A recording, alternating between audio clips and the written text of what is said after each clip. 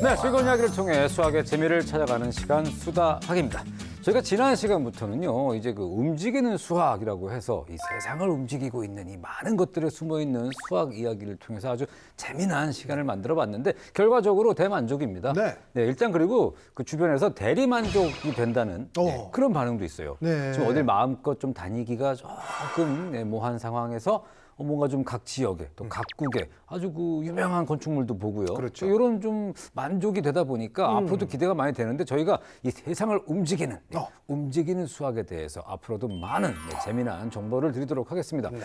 지난주에 말이죠. 네. 뭐 크레인도 만들어가면서 네. 아주 그 적극적인 네. 좋은 자세입니다. 분량 확보를 해야 되니까요. 대단한 확보였어요. 뭐 일단은 약간 그런 게 생긴 것 같아요. 네. 이 모든 거를 수학과 좀 연결짓는 버릇이 좀 생겼습니다. 그래요? 그래서 뭐 예를 들자면 운전하다가도 아하. 자동차도 움직이니까 움직이는 수학으로 이것도 선생님한테 설명해달라고 해야겠다. 뭐 이런 연결을 계속 짓고 있는 저를 발견하게 됐습니다. 이야, 자동차를 볼 때도 그런 생각을 하고 네. 건물을 볼 때도 그런 생각을 하고 그렇죠. 근데 먹을 때만 그냥 먹는군요. 먹는 건 생각 안 하고 먹죠. 그냥 무조건 먹죠. 네. 알겠습니다. 아무튼 굉장히 좋은 자세라는 생각이 들어요. 네. 자, 이분들 빨리 모셔서 얘기를 또 들어봐야 되겠죠. 오늘도 변함없이 모셨습니다. 김세식 선생님, 손은지 선생님 나오셨습니다. 안녕하세요.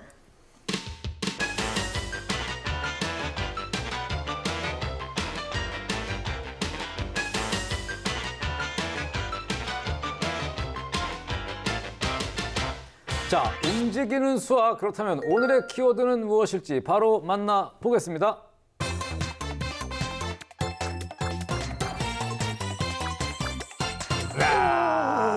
그렇죠. 움직인다. 이거 움직이면 자동차죠. 예. 소름. 예. 저 좀 전에 자동차 얘기했잖아요. 그렇지. 야, 이거 진짜 제가 먼저 알고 얘기한 게 아니거든요. 그래요. 야, 이거 진짜 소름 끼치네. 아니 자동차라는 게 우리 뭐 어린 학생들이 아직은 뭐 면허가 없으니까 그렇죠. 직접 몰진 못하지만 그만큼 어릴 때 그 기억나지 않아요? 너무 관심 많고 맞아요. 나도 빨리 어른 돼서 면허 따면 직접 운전하고 싶고 이 두 번째 시간 키워드로 아주 적합한 그런 주제가 아닌가 싶습니다. 네. 그러니까요. 자동차 주제 좋아요. 네. 아이들이 관심이 굉장히 많은 분야거든요. 자동차를 정말 좋아하는 학생들은 디자인만 보고도 이게 무슨 차종인지 단번에 맞추기도 그쵸. 하고요. 네네. 내가 어른이 되면 가장 먼저 하고 싶은 일이 뭐냐? 자 하면 운전하기, 면허증 따기 이런 게 항상 상위권에 올라가 있거든요. 네. 오늘 자동차와 수학의 연관성을 알게 되면 우리 친구들이 좀 더 수학에 흥미를 가질 수 있을 것 같아요. 네. 자동차의 역사가 지금 굉장히 오래됐잖아요. 그렇죠. 뭐 바퀴는 기원전에 발명이 됐고, 뭐 진기 자동차가 등장한 게 1700년대라고 알고 있으니까요. 네. 그때부터 지금까지 획기적으로 발전을 거듭해 왔으니까 뭐 자동차에 대해서는 나눌 이야기가 정말 많겠죠. 네. 야, 그 진짜 엄청나게 많은 뭔가가 수학적인 무언가가 자동차 안에 다 녹아 있을 것 같은데 지금부터 자동차 속에 숨어 있는 수학 과연 어떤 것들이 있을지 바로 만나보도록 하겠습니다. 현대인의 필수품 자동차. 빠르고 편리한 이동수단에서 첨단 기술을 탑재한 미래 자동차까지. 오랜 시간 우리의 삶과 세상을 새롭게 바꿔놓았죠. 그렇다면 다가오는 미래, 과연 자동차는 어떤 모습일까요? 그래서 찾았습니다. 현재 이곳에선 상상 속에서나 일어날 법한 특별한 미래차에 대한 연구가 한창이라는데요. 그런데 요리조리 앞만 둘러봐도 여느 자동차와 별다를 게 없는 모습. 두 눈 크게 뜨고 자세히 보니 운전대가 스스로 움직이고 있네요. 아하, 자율주행 차였군요. 지금은 자율주행 중이고요. 지금 차간 거리 유지 및 차선 유지 보조를 테스트하기 위해서 지금 실험을 진행하고 있습니다. 여기서 잠깐! 운전자의 개입 없이 스스로 움직이는 자율주행차 속에도 수학이 존재한다고요. 자율주행은 아무래도 인지 판단뿐만 아니라 제어 과정에서도 알고리즘이나 여러 연산 과정이 들어가기 때문에 저희 미래 모빌리티 기술센터에서도 이런 수학 원리를 이용해서 자율주행을 실현하고 있습니다. 그렇다면 수다학이 직접 확인해 볼 차례. 그때 도로를 달리던 차가 돌연 멈춰섭니다. 아하, 신호를 정확하게 읽어낸 거네요. 이처럼 신호를 완벽하게 읽어낼 수 있는 이유. 바로 자율주행차의 눈이라 불리는 여러 개의 센서 덕분입니다. 렌즈를 통해 주변 사물을 이미지와 영상으로 읽어내는 카메라. 전파를 전송하는 데 걸리는 시간을 측정해 물체와의 거리나 속도를 감지하는 레이더. 초당 수백만 개의 레이저를 지속적으로 발사한 뒤 그 광선이 사물에 부딪혀 되돌아오는 시간을 계산해 거리 등을 측정하는 라이다까지. 이렇게 센서를 통해 수집한 주변 정보는 차량 중앙에 위치한 정보 수집 처리기에서 분석, 상황에 맞는 명령을 결정하고 내린답니다. 이처럼 자율주행차는 주변 환경을 정확히 읽어내는 센서의 역할이 중요한데요. 신호는 물론 도로 위를 달리는 또 다른 차량 역시 분석해내야 합니다. 목표 차간 거리를 설정하는 게 있는데요. 앞차가 예를 들어서 갑자기 멈췄을 때에도 이제 자율차가 부딪히지 않고 이제 안전하게 대응할 수 있게끔 하는 최소 거리를 얘기하고, 보통 저희는 자율차의 속력에 대한 함수로 표현을 하고 있습니다. 이때 수학 공식을 활용해 목표 차간 거리를 구할 수 있습니다. 바로 네모 곱하기 현재 자율주행차의 속력 더하기 최소 유지 거리를 계산하면 끝! 만약 자율주행차가 시속 30km로 달리고 있다고 해볼까요? 먼저 시속을 초속으로 단위를 바꾸면 1시간은 3,600초, 즉 시속 30km는 약 초속 8.3m가 나옵니다. 이때 기본 최소 유지 거리는 4m쯤으로 설정한 뒤 네모, 즉 실제 데이터를 분석한 값을 1.2라 가정하면 약 14m의 간격을 유지해야 한다는 걸 알 수 있답니다. 다소 복잡한 원리에도 덧셈, 곱셈과 같은 사칙 연산이 꼭꼭 숨어 있었다니 놀라운데요? 한편 자율주행차가 주변 차량에 대해 알아야 할 게 또 있습니다. 앞 차량의 속도랑 비슷하게 맞춰서 주행하고 있는 상황입니다. 이렇게 앞차의 위치나 속도를 예측해내야 하는 건데요. 바로 베이즈 정리라는 확률로 말이죠. 베이즈 정리란 일반적으로 생각하고 있는 직관하고 실제로 관측했던 관측지를 모두 다 종합을 해서 어떤 추론을 하는 과정을 말하는데요. 동전을 예로 들어볼까요? 만약 동전을 10번 던졌을 때 앞면과 뒷면이 나올 확률은 각각 2분의 1이라고 생각할 수 있을 텐데요. 하지만 막상 던졌을 때 앞면이 연속으로 10번 나온다면 예측 확률과 달라지겠죠. 즉, 예측한 결과와 실제 관측한 데이터를 모두 생각해야 자율주행 시 앞 차량의 예상 속도 등을 확실하게 알아맞힐 수 있는 겁니다. 또한 모든 상황에 대비해 자율주행차의 운행은 이곳 관제탑에서 통제가 가능하다는 사실. 여기서 끝이 아닙니다. 바로 지금 지정된 실도로 구간에서도 자율주행을 경험해 볼 수 있다는데요. 진짜 탑승지 발견! 이렇게 간단한 앱을 통해 코추를 클릭하면 몇 분 지나지 않아 도착! 실제 작년부터 시작된 자율주행 체험 서비스는 올해 12월까지 5개 노선을 운행 중에 있다는군요. 출발하겠습니다. 혹시 모를 돌발 상황에 대비해 운전자가 탑승하고 있으니 걱정은 끝물. 이렇듯 더 안전하고 보다 편리한 세상을 열어줄 미래 자동차를 수학으로 만나본 시간. 마지막으로 꼭 하고픈 이야기가 있다는데요. 자율주행 차량이라는 게 자기가 혼자서 거동하고 그런 게 되게 신기할 텐데, 자율주행 차량을 꾸미는 데 있어서 다양한 수학적 원리를 차용을 합니다. 수학을 어려워하는 학생들이 많을 텐데 수학이라는 게 굉장히 많은 분야에서 쓸 수 있는 거니까 한 번 익숙해지면 좀 더 유용하게 쓸 수 있을 거라고 생각을 합니다.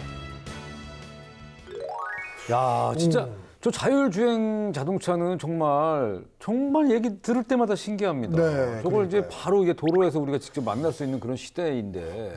자, 이렇게 일반 시민들도 자율주행 자동차를 탈 수 있는 이 현실에는 이 베이즈 정리 같은 수학이 한몫을 한 것이다. 네. 이런 건 이제 김재식 선생님이 이제 알아서 또 설명을. 설명 전문이시니까 그렇죠. 설명 요정 들어보겠습니다.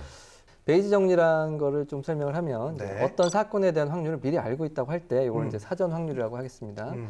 실제로 여러 번 발생하는 사건의 결과를 토대로 확률에 대한 정보를 업데이트해 나가는 관계를 정리한 거예요. 사후 확률을 가지고요. 네네. 실제로 이제 자동차에 대한 예를 좀 들어본다면 뭐 내 앞에 20m 앞에 30km/h로 달리고 있다고 하면 자동차가 네.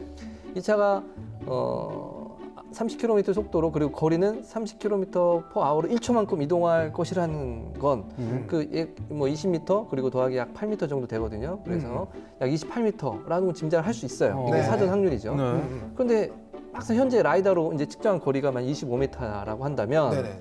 자율주행 알고리즘은 이차 속도가 30km/h보다는 좀 낮겠구나. 거리는 28m보다는 좀 짧겠구나 하는 짐작할 수 있겠죠. 이런 사후 확률이라고 할 수 있죠. 그렇지만 이게 라이다로 측정한 거리가 오차가 있을 수 있으니까 이전에 내가 생각했던 거리와 속도에 현재 측정한 정보, 사후 확률을 가지고 모두 고려해서 이렇게 최종 정보를 출하할 수 있는 거죠. 오, 굉장히 뭔가 네네네. 아주 고차원적인. 네네네.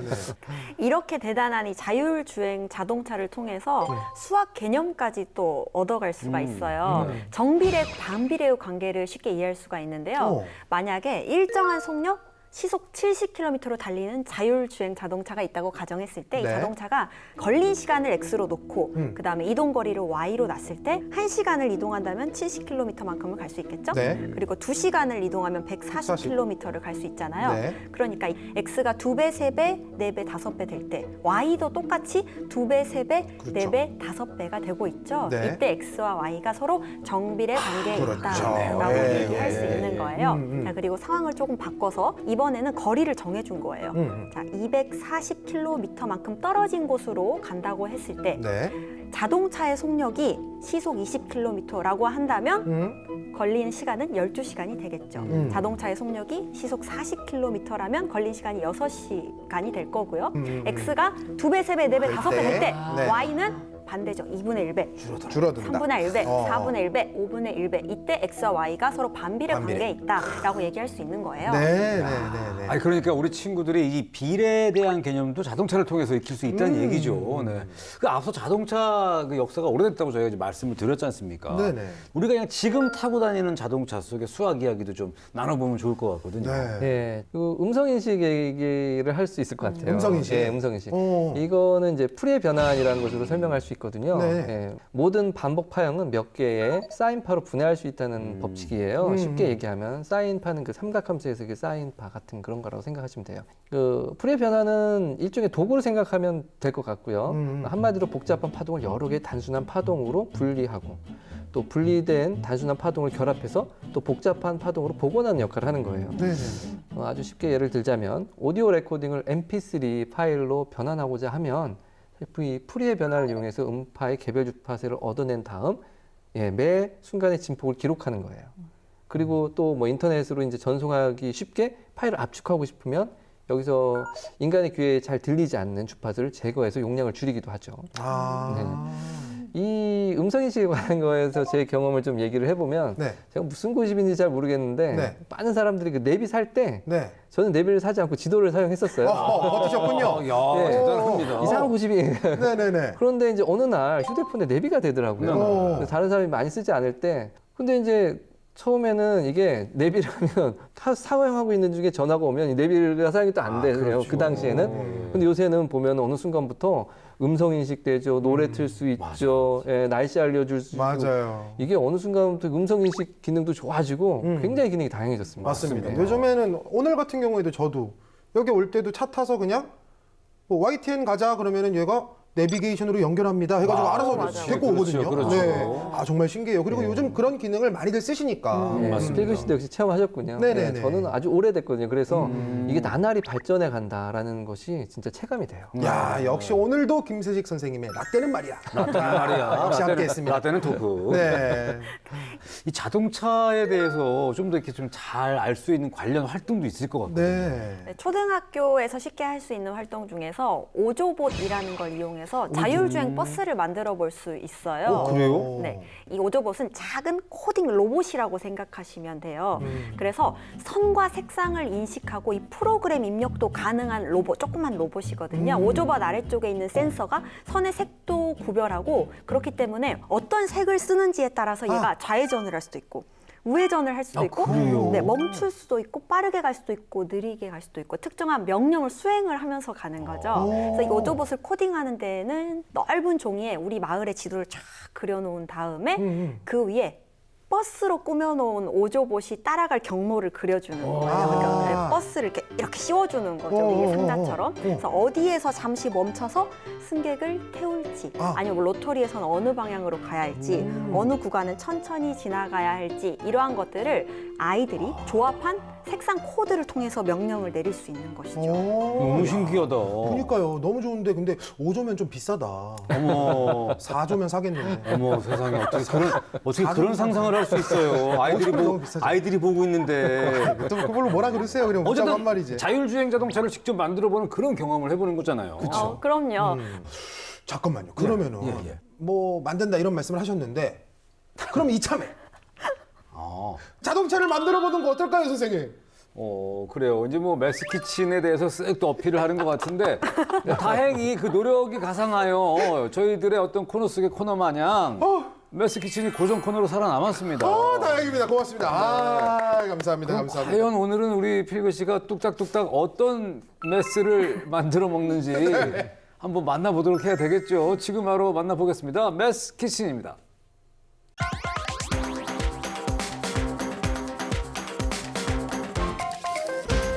메스키친에 오신 여러분들 환영합니다. 반갑습니다. 저는 송필근이고요.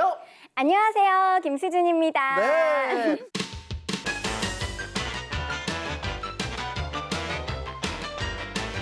자, 그럼 일단 한번 외치고 시작할까요?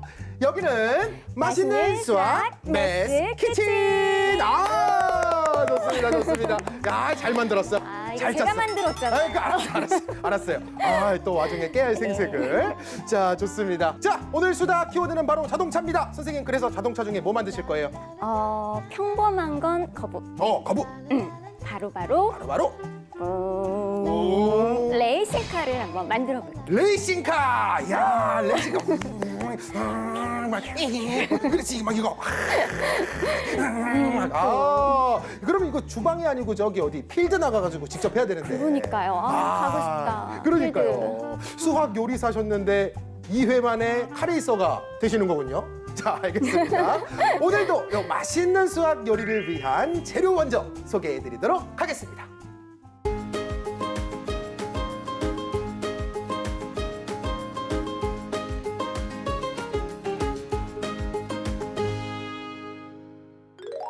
자, 이 신선한 재료들을 가지고 지금부터 레이싱카를 만들어 보도록 하겠습니다. 선생님, 이 레이싱카가 속도 경기를 목적으로 만든 자동차잖아요. 맞아요.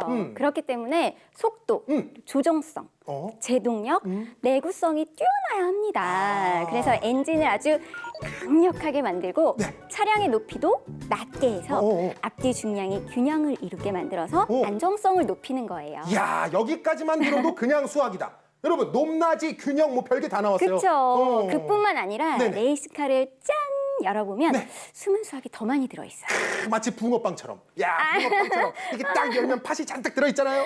네, 크림빵처럼. 네, 크림빵처럼. 좋습니다. 수학이 아주 잔뜩 들어있답니다. 네. 일단 제가 미리 만들어본 레이스카 제작 과정 화면으로 보시겠습니다.